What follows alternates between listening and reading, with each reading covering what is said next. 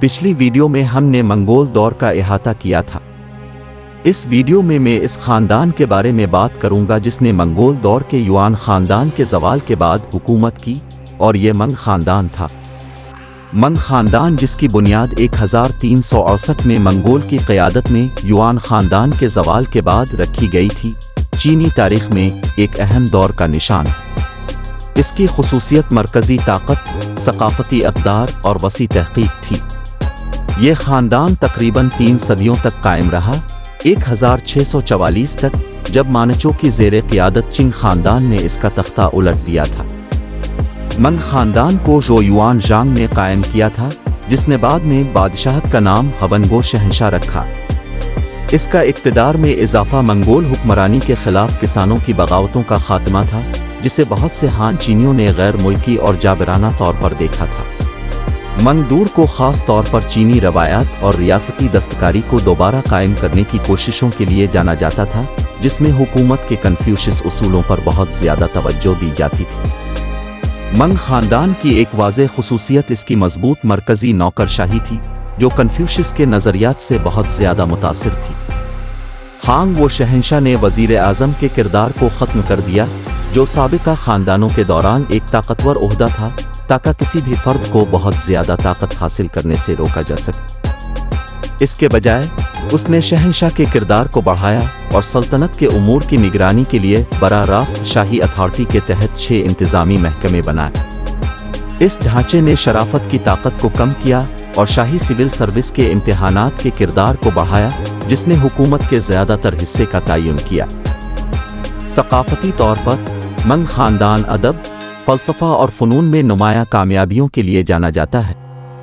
इस दौर ने मंगोल युआन ख़ानदान की समझी जाने वाली बर्बरियत के रद्द अमल में रिवायती चीनी सकाफ़त के फलते फूलते देखे। अदब में मंग दौर में यूनिगल इंसाइक्लोपीडिया की तालीफ़ देखी गई, जो तारीख़ के सबसे बड़े इंसाइक्लोपीडिया में से एक है, जिसे यूनिगल शहंशाह ने शुरू किया था। शहंशाह और वैन ज़ेंगमंग जैसे मशहूर मुसव्विरों ने वो स्कूल की चीनी ज़मीन की तज़यीन की पेंटिंग की तब्दीली में अपना किरदार अदा करते हुए फ़नून को फ़रोग़ दिया। माशी तौर पर मंग ख़ानदान ने इब्तिदाई तौर पर मुस्लिम एडमिरल ज़ेंग ही के तहत मुतासिर कुन समंदरी मुहिम्मात शुरू की, जिन्होंने जनूब मशरक़ी एशिया, जनूबी एशिया, मशरिक़ वस्ता और मशरक़ी अफ्रीका के लिए 7 बड़े सफ़र की क़यादत की। इन सफ़रों ने बहर हिंद में चीनी असर और रसूख कायम करते हुए मंग ख़ानदान की ताकत और रसाई का मुज़ाहिरा किया। ताहम इन सफ़रों के बाद मंग हुकूमत ने अंदरूनी मामलात और ज़राअत पर तवज्जो मरकूज़ करते हुए देही मईशत को तक़वियत दी, लेकिन उभरती हुई मगरबी ताकतों के मुकाबले में बतदरीज तकनीकी और फ़ौजी तरक्की को महदूद करते हुए मज़ीद अलग थलग पॉलिसी इख्तियार की। फ़ौजी तौर पर मंग ख़ानदान ने चीन की सरहदों को मजबूत और महफूज बनाने के लिए काबिल ज़िक्र कोशिशें की।